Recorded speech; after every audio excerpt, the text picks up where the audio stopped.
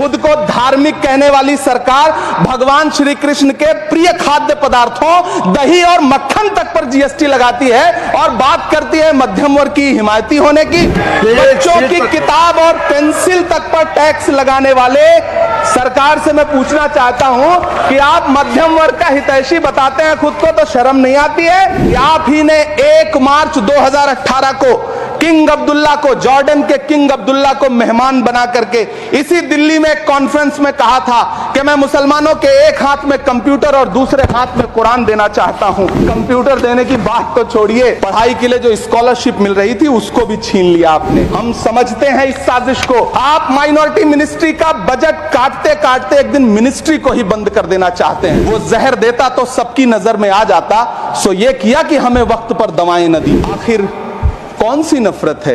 ये मुल्क हमारा भी है, इस मुल्क की मिट्टी में हमारा भी खून पसीना शामिल है। हमसे इतनी भी क्या नफरत? रिश्तों की ये नाजुक डोरें तोड़ी थोड़ी जाती हैं, अपनी आंखें दुखती हो तो फोड़ी थोड़ी जाती हैं। जिंदा रहते हुए जनता से हर चीज पर टैक्स वसूलने वाली ये सरकार कम से कम मरने पर तो लोगों को बख्श देती, लेकिन नहीं, वहां भी लूटना है। अंतिम संस्कार के सामान, अगरबत्ती, धूप बत्ती, केवड़ा जल, चंदन पाउडर, जौ, बताशा, काला तिल, पंचरत्न, कपूर और कफन तक पर टैक्स लेने वाली यह सरकार किस मुंह से खुद को मध्यम वर्ग का हितैषी बताती है? सभापति महोदय, इस सरकार का बाजार और महंगाई पर कोई नियंत्रण नहीं रह गया है। चाहे देश में लहसुन 400 रुपए किलो बिक जाए, टमाटर 100 रुपए किलो बिक जाए, प्याज का दाम सुनकर आंखों में आंसू आ जाए, लेकिन वित्त मंत्री महोदया बजट में महंगाई का मां भी नहीं बोलती हैं। सभापति महोदय, वो भी क्या दिन थे जब संसद में देश का बजट पेश होता था तो देश की सड़कें ठहर जाया करती थीं। रेल बजट पेश होता था तो लोगों की उम्मीदें रेल के डिब्बों की तरह पटरियों पर दौड़ने लगती थीं। पूरा देश धड़कने रोक करके वित्त मंत्री और रेल मंत्री को सुना करता था। अफसोस, अब बजट पेश हो जाता है, मीडिया चैनल सरकार का महिमा मंडन करते हैं और बेचारी जनता बजट के आंकड़ों के शब्द जाल में उलझी हुई महीनों बाद समझ पाती है कि उसका तो फिर से कट गया। जिस देश में 40 से 45% मेडिकल फैकल्टी की सीट खाली हो, वहां बजट में 75,000 नए मेडिकल सीट्स का ऐलान हो रहा है। सरकार बहादुर, कम से कम इस देश के पढ़े लिखे युवाओं को तो मूर्ख समझना बंद करिए। पहले 7500 मेडिकल सीट्स बाद में बनाइएगा। पहले जो एम्स में 2161 पद खाली पड़े हैं उनको तो भर दीजिए। वो अब तिजारती पहलू निकाल लेता है, मैं कुछ कहूं तो तराजू निकाल लेता है। मैं इसलिए भी तेरे फन की कद्र करता हूं तो झूठ बोल के आंसू निकाल लेता है। सभापति महोदय, पिछले 2 साल अमृतकालीन बजट पेश किए गए और इस बार एक नई शब्दावली गढ़ी गई है, तुष्टीकरण बनाम संतुष्टीकरण का बजट। सभापति महोदय, सुनने में कितना अलंकारिक लगता है ये शब्द। सोच रहा हूं देश की वित्त मंत्री और प्रधानमंत्री जी से पूछूं कि आखिर किसकी संतुष्टि? कदम कदम पर टैक्स देकर लुटने वाली जनता की, या फिर जनता से टैक्स वसूल करके धन्ना सेठों का खजाना भरने वाली सरकार की? किसकी संतुष्टि? जिस बजट में मनरेगा के लिए 1 रुपए की बढ़ोतरी ना हो, जिस मनरेगा से करोड़ों मजदूरों के घर में चूल्हा जलता हो, उस मनरेगा में काम करने वाले गरीब मजदूरों के लिए अगर आपके खजाने से 1 रुपया भी इजाफी नहीं निकल सका तो भला कौन संतुष्ट हुआ साहब? इस देश का गरीब मजदूर या आपके उद्योगपति दोस्त? वो जो महाराष्ट्र में लोकसभा और विधानसभा के बीच में 40 लाख मतदाता बढ़ाए गए थे, अरे उन्हीं के लिए मनरेगा का थोड़ा सा बजट बढ़ा देते। क्या उसमें मनरेगा का एक भी मजदूर नहीं था 40 लाख लोगों में? सारे के सारे 12 लाख की छूट वाले से आगे के लोग थे। कल जब वित्त मंत्री जी देश की संसद में भाषण दे रही थी तो वहां मुंबई में कोई गरीब इंसान जब अपनी जेब टटोल करके अपनी मोटरसाइकिल में 1 लीटर पेट्रोल भरवा रहा था तो उस पेट्रोल की कीमत थी 103 रुपया प्रति लीटर।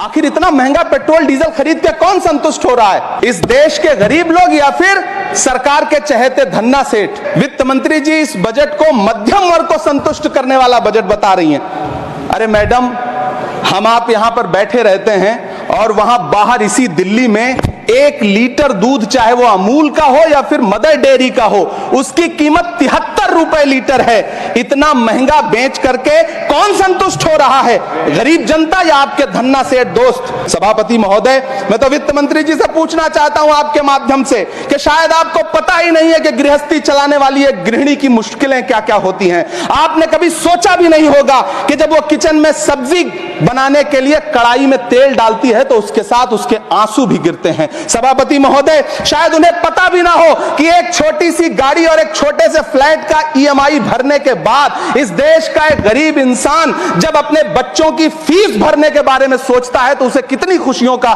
गला घोंटना पड़ता है। शायद उनको पता भी नहीं है कि फसल बेच करके बिटिया की शादी का सपना सजाने वाला किसान जब अपनी फसल बर्बाद देखता है तो कितनी रातें सो भी नहीं पाता है। सभापति महोदय, शायद वो कभी इस पीड़ा को समझ ही नहीं पाएंगी कि परिवार के किसी एक सदस्य को कैंसर जैसी बीमारी हो जाए तो घर और जमीनें गिरवी रख उठती हैं लेकिन इलाज नहीं हो पाता। इसी देश की संसद में कभी स्वर्गीय सुषमा स्वराज जी ने कहा था कि जब देश की करेंसी गिरती है तब देश की प्रतिष्ठा गिरती है।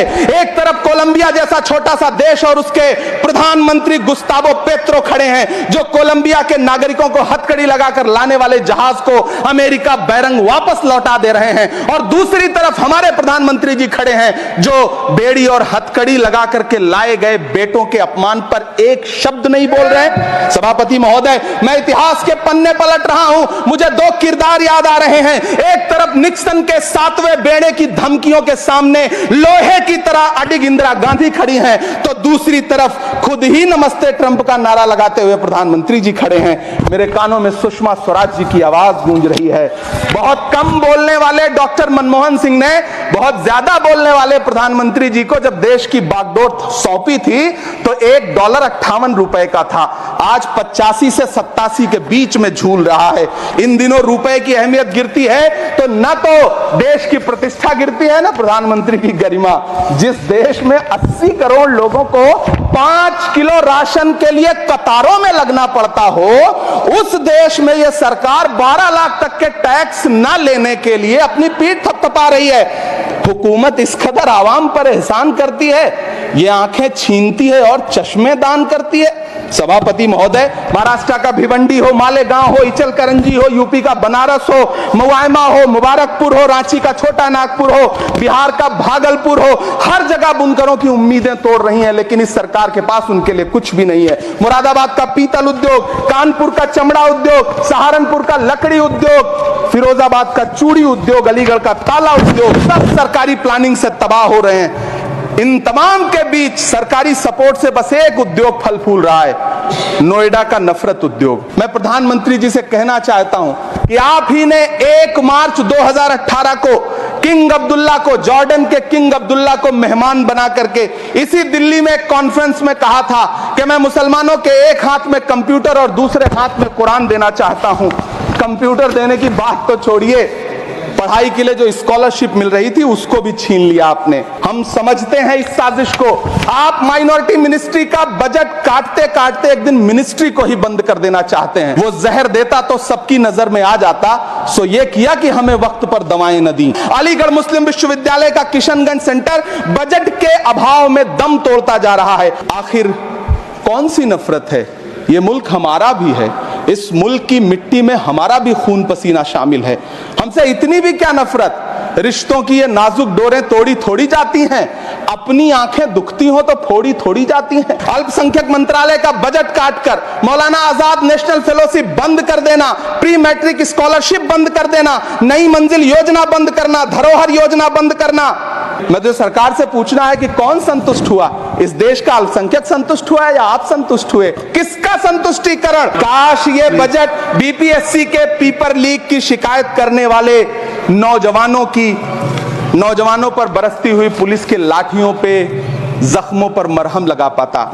सभापति महोदय, पिछले 80 दिन से 70 साल का एक बुजुर्ग एमएसपी की लीगल गारंटी मांगता हुआ आमरण अनशन पे बैठा हुआ है। काश ये बजट किसान नेता जगजीत डल्लेवाल की टूटती हुई सांसों की पीड़ा सुन पाता।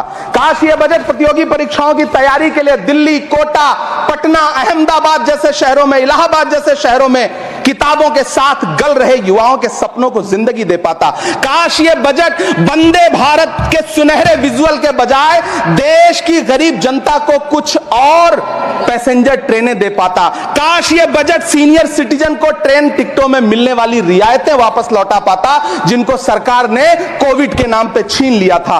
काश ये बजट किसानों की राह में कीले नहीं बल्कि कालीन बिछाने वाला बन पाता।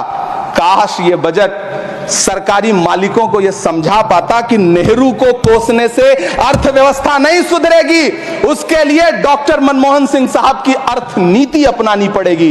पिछले 11 साल से नेहरू जी को कोस रहे हैं, आखिर कब तक कोसिएगा? थोड़ा पंडित नेहरू जी के बारे में पढ़िए, तब पता चले कि पंडित नेहरू की शख्सियत का नाम है। दुनिया का पहला ऐसा राजनेता जिसने अपनी जिंदगी की आजादी के लिए, देश की आजादी के लिए 3259 दिन अंग्रेजों की जेल में बिताए। पंडित नेहरू एक ऐसे महान शख्स जिनके पिता पंडित मोतीलाल नेहरू, जिनकी बहन विजय लक्ष्मी पंडित, जिनके बहनोई पंडित रंजीत सीताराम, जिनकी बेटी इंदिरा गांधी, जिनके दामाद फिरोज गांधी, सब ने अंग्रेजों से लड़ते हुए स्वतंत्रता आंदोलन में जेल काटी। आप किस मुंह से उनकी लकीर छोटी करने की बात करते हैं? नहीं कर पाइएगा, 7 जन्मों में नहीं कर पाइएगा, क्योंकि जिस्म की मौत कोई मौत नहीं होती है। जिस्म मिट जाने से इंसान नहीं मर जाते, धड़कने रुकने से अरमान नहीं मर जाते, सांसें थम जाने से ऐलान नहीं मर जाते। जिस्म की मौत कोई मौत नहीं होती है। सभापति महोदय, मैं आपके सामने खड़ा होकर के एक बहुत छोटी सी कहानी सुनाना चाहता हूं कि महान बादशाह सिकंदर ने जब यूनान फतेह किया तो जीत का जश्न मनाने के लिए शहर की सड़कों पर निकला। तो उसने देखा कि पूरा शहर तो जश्न मना रहा है, एक फकीर सड़क के किनारे चादर तान के सो रहा है। सिकंदर को गुस्सा आया, घोड़े से उतरा, उस फकीर के पास गया और उसे सोता देख करके उसे जोर की एक लात मारी और लात मार के कहा कि क्यों रे फकीर, मैंने यूनान फतेह कर लिया, लोग जश्न मना रहे हैं और तू सो रहा है। उस फकीर ने उन्नीदी आंखों से सिकंदर को देखा और देख करके कहा कि शहर जीतना बादशाहों का काम है, लेकिन लात मारना तो गधे का काम है। सभापति महोदय, गरीब जनता को लात मारना बंद करिए। यह अमीरों के लिए बनाया गया बजट है, यह निराशाजनक बजट है। हम अमृतकाल सुनते आ रहे थे, यह अमृतकाल इतनी जल्दी समाप्त हो गया कि अब अमृतकाल का कोई नाम तक नहीं लेना चाहता है। इसलिए मैं इस सदन में खड़ा होकर के देश की वित्त मंत्री महोदया से कहना चाहता हूं कि आपने अल्पसंख्यकों के बजट में जो कटौती की है उसको बहाल करिए। आपने मनरेगा को जो स्थिर रखा है उसका घाटा 9,754 करोड़ है, कम से कम उतना बढ़ा करके फिर से उसे बहाल करिए। नौजवानों के लिए रोजगार दीजिए, किसानों को एमएसपी की लीगल गारंटी दीजिए। यही मैं आपसे अपील कर रहा हूं। धन्यवाद सर, आपने इतना जो समय दिया उसके लिए।